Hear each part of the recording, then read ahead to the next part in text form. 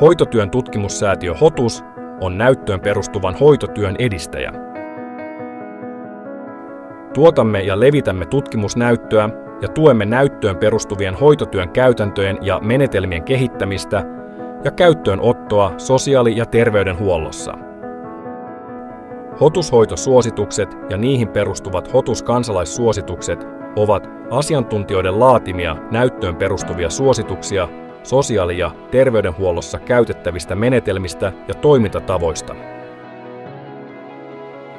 Näyttövinkit tarjoavat ajankohtaisista aiheista helposti lähestyttävää, laadukasta ja tiivistä tutkimustietoa sote-ammattilaisten ja kansalaisten käyttöön.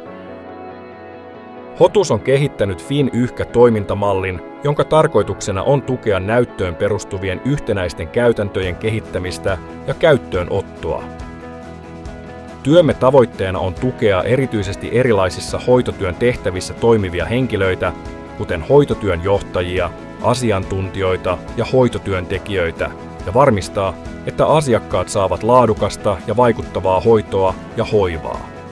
Lisäksi keskeistä on varmistaa, että hoitotyön resursseja käytetään tarkoituksenmukaisesti. Näyttöön perustuvan hoitotyön varmistaminen edellyttää yhteistyötä. Tule mukaan edistämään kanssamme näyttöön perustuvaa hoitotyötä.